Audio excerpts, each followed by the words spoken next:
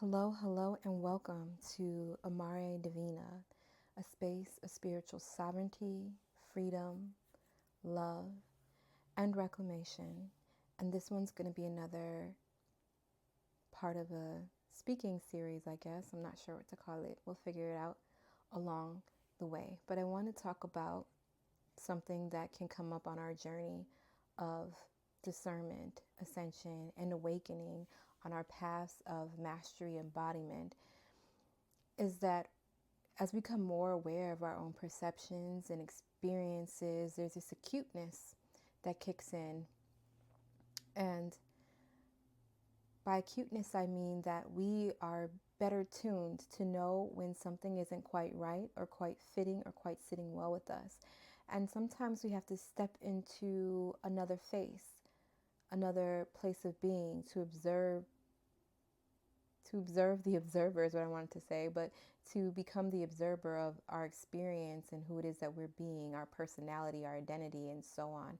And so on this path of mastery and self-reclamation, our guidance team is working overtime, throwing us, guiding us here and there to see this person or that person, hear this person speak, hear this person speak.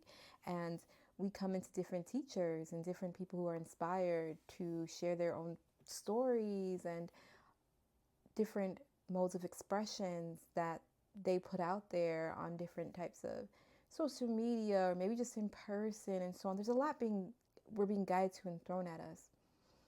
And sometimes old bits of information come through, old choices we used to make that have sort of conglomerated into its own little space that's been disintegrating because it's not who you are anymore. You decided to call in more of who you are. And so that piece might be fighting. I don't want to say fighting, but yeah, kind of fighting for acknowledgement. It's like a survival mechanism.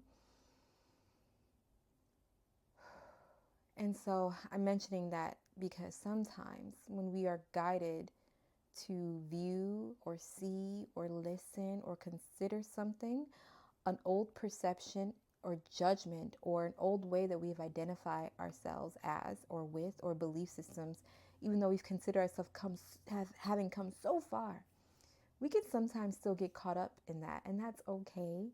I'm just here to point out that acuteness that we've acquired, to listen to it and observe it and say, hey, why does this not feel right? Why am I being like this? Like, I think there's something here for me and I need to just give it a chance and just relax and trust my guidance team. Listen, watch, observe, whatever it is, whatever message you're trying to give me through this mode, through this channel, through this avenue that I'm not normally comfortable with for some reason because of some old perception. Maybe I should just listen, because that is where some of the most profound messages are to be found. They really are. And you don't have to keep continuing returning to that mode or continue turning to that avenue or that channel. But sometimes the piece of you that might be rejecting a potential piece of abundant information, that code that's just going to click for you, that piece of you is just a wounded piece of you that is running amok. And it's a part of you, and it's not something to be judged. Like I said, it's just trying to protect you and keep you safe. But I'm just throwing this out here because on this path of mastery, we have to accept all. We don't have to integrate all. Well, I don't know. Integration, that's a topic for another time. We won't talk about integration right now. I'm still working on integration myself, so I don't know if I should be talking on that yet. But maybe we're always going to be working on integration in this life. I don't know. But I don't want our old perceptions, judgments, and identifiers to withhold us from benefiting from other avenues of experiences and knowledge that's super relevant to us. But there's some old piece of us that's like, nah, I don't watch that. I don't do that. I don't listen to that. You know what I mean? That old piece of us, because wisdom can be found anywhere and everywhere. And that is a part of this mastery journey, knowing it can be found anywhere and everywhere. Now, is anywhere and everywhere for you? No, not necessarily.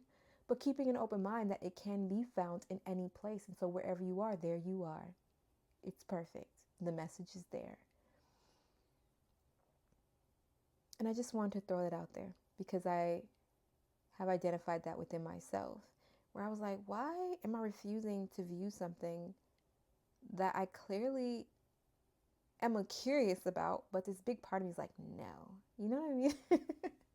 I don't do that. It was and I was like, what do you mean you don't do that? Just listen. I listened and I connected with it so well. I felt like